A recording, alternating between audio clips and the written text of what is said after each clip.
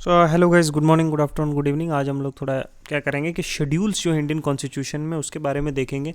और उन शेड्यूल्स में कौन से शेड्यूल में क्या क्या है, कौन से आर्टिकल्स आते हैं उसमें, है ना, और क्या कंटेंट है। ओके, ठीक है, तो चलते हैं। ठीक है, एक शॉर्ट वीडियो मैं बनाना चाहता था शेड्यूल्स पे, थोड़ा एक जगह आपको एसिमुलेट करके मिल जाए। ठीक है, तो देखो इंडिया में जो है इंडियन कॉन्स्टिट्यूशंस में, तो कॉन्स्टिट्यूशन ऑफ इंडिया जो है उसमें 12 शेड्यूल्स हैं, है ना।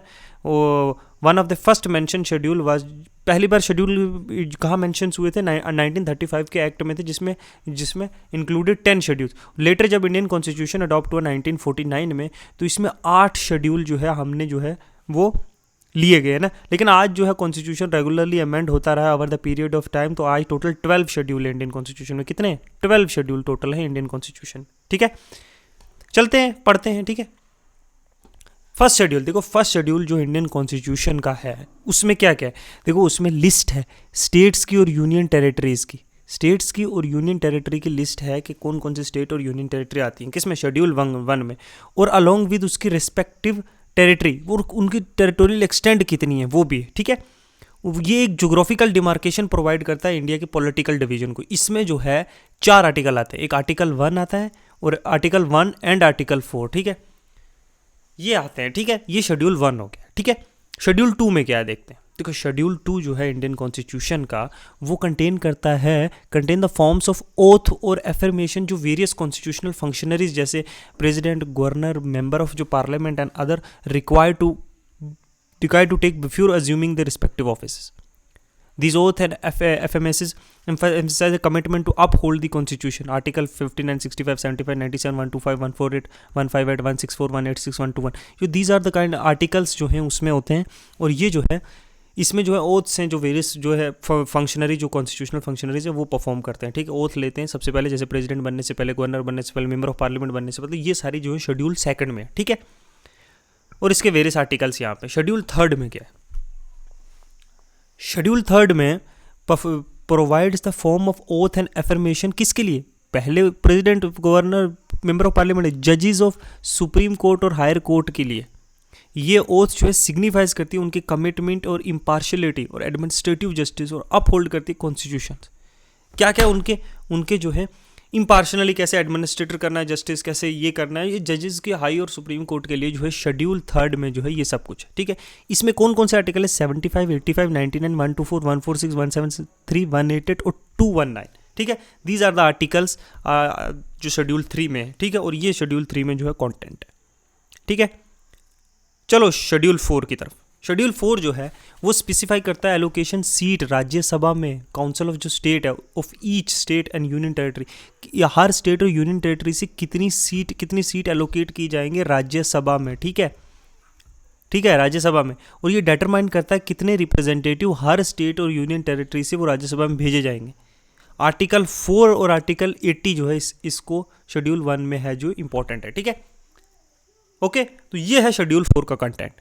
ठीक है, सीट राज्यसभा में एलोकेट करता है। चलते हैं शेड्यूल नंबर 5 की तरफ। शेड्यूल नंबर 5 डील करता है एडमिनिस्ट्रेशन और कंट्रोल किसका? शेड्यूल एरियाज का और शेड्यूल ट्राइब्स का in certain states including Assam, Meghalaya, Tripura and Mizoram. It provides a framework for local self government in these areas. Article 244। ठीक है, ये कंटेंट ये एडमिनिस्ट्रेटर करता है किसमें? शेड्यूल एरियाज और शेड्यूल ट्राइब्स जो है सर्टन डिस्ट्रिक्ट्स में, जैसे असम, मेघालय, त्रिपुरा, मिजोरम एटसेट्रा, है ना, इनमें जो फ्रेमवर्क प्रोवाइड करता है लोकल गवर्नेंस के लिए। ये कंटेंट जो है शेड्यूल 5 में। ठीक है, शेड्यूल 6 की तरफ चलो। देखो शेड्यूल 6 जो है वो क्या करता है, इनको छोड़ के है, इधर ये नहीं है, इधर जो है शेड्यूल 5 में जो है वो इन स्टेट्स को छोड़ के। ठीक है, शेड्यूल 6 में जो है वो एडमिनिस्ट्रेट करता है ट्राइबल एरियाज को in north eastern states including Assam, Meghalaya, Tripura, Mizoram. It allows for establishment autonomous district council and regional council to endorse self governance. ठीक है, कि इन स्टेट्स में ये त्रिपुरा, मिजोरम, इनके लिए जो है ऑटोनोमस डिस्ट्रिक्ट काउंसिल और रीजनल काउंसिल इंश्योर करता है सेल्फ गवर्नेंस के लिए। शेड्यूल 6 ऑफ द जो है कॉन्स्टिट्यूशन। इसमें आर्टिकल देखो 244 से 275 तक है। 244 और 275 है। ठीक है, ये शेड्यूल 6 है। शेड्यूल 6 में ट्राइबल एरिया जो 5 स्टेट्स हैं, त्रिपुरा, मिजोरम और बाकी जो स्टेट्स है असम, मेघालय, है ना, आसाम मेघालय, इनमें जो है एडमिनिस्ट्रेटर जो है ऑटोनोमस डिस्ट्रिक्ट और सेल्फ गवर्नेंस के बारे में है। ये कंटेंट है शेड्यूल 6 में। शेड्यूल 7 जो है इंडियन कॉन्स्टिट्यूशन का, वो क्या करता है, डिवाइड जो लीगल पावर है बिटवीन यूनियन और स्टेट, यूनियन जो सेंट्रल गवर्नमेंट है और जो स्टेट गवर्नमेंट ऑफ इंडिया, उनके बीच में पावर डिवाइड की गई है 7th शेड्यूल में, है ना। इसमें जो है 3 लिस्ट है, यूनियन लिस्ट जो सेंट्रल गवर्नमेंट का एक्सक्लूसिव जुरिस्डिक्शन है, स्टेट लिस्ट जो स्टेट लिस्ट है, स्टेट गवर्नमेंट की एग्जीक्यूटिव एक्सक्लूसिव जुरिस्डिक्शन है, और कंकरेंट लिस्ट जिस पे दोनों की जुरिस्डिक्शन है, दोनों लॉ बना सकते हैं। 3 लिस्ट, यूनियन, स्टेट और कंकरेंट लिस्ट, ये किस में आती हैं, आर्टिकल 246, ये शेड्यूल 7 में आती हैं, ठीक है। ये कंटेंट है शेड्यूल 7 का।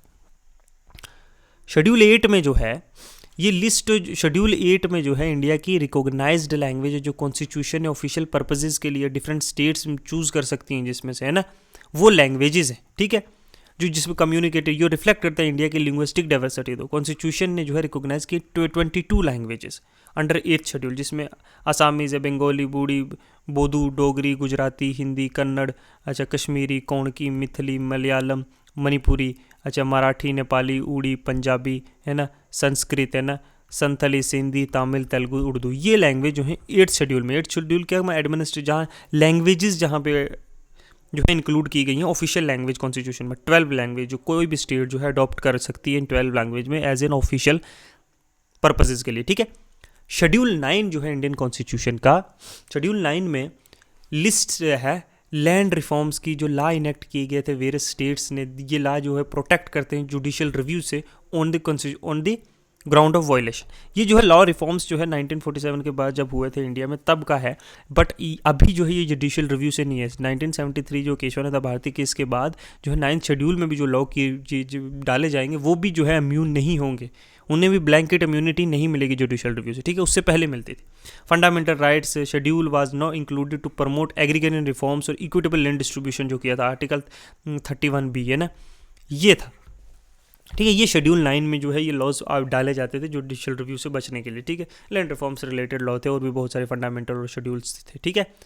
शेड्यूल 10 जो है वो कंटेन करता है प्रोविजंस जो डिसक्वालिफिकेशन ऑफ मेंबर, है ना, बोथ पार्लियामेंट में और स्टेट लेजिस्लेचर में ऑन ग्राउंड ऑफ डिफेक्शन के बेस पर। आगे हम लोग जो है इस पॉलिटिकल लेक्चर में जो है हम कोर्स कर रहे हैं उसमें डिटेल वाइज करेंगे कि डिफेक्शन के बेस पर जो प्रोविजंस थे वो शेड्यूल 10 में ऐड किए गए हैं कोई भी मेंबर ऑफ पार्लियामेंट को क्या करने के लिए, डिस्क्वालीफिकेशन। इस एम क्या है, प्रिवेंट करने के लिए, लेजिस्लेचर को स्विच करने के लिए पार्टीज बिना कॉन्सिक्वेंसेस के, ठीक है। आर्टिकल 102 और आर्टिकल 191 जो है इसमें एक इंपॉर्टेंट आर्टिकल्स है, ठीक है। ये शेड्यूल 10 है, किसके बेस्ड ऑन डिफेक्शन पे।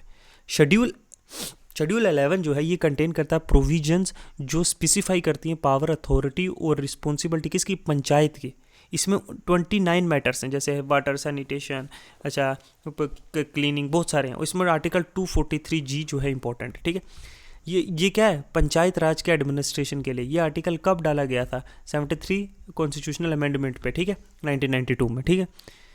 ये शेड्यूल डाला गया था, ठीक है। शेड्यूल 12 जो कंटेन करता है वो म्यूनसिपल कोऑपरेशन की उसकी पावर, अथॉरिटी, रिस्पॉन्सिबिलिटीज़ उसकी क्या क्या है, ठीक है। 18th ये जो है 74th अमेंडमेंट में डाला गया था 1992 में कॉन्स्टिट्यूशनल अमेंडमेंट में, ठीक है। शेड्यूल इसमें 243W जो है एक इंपॉर्टेंट आर्टिकल्स हैं, ठीक है।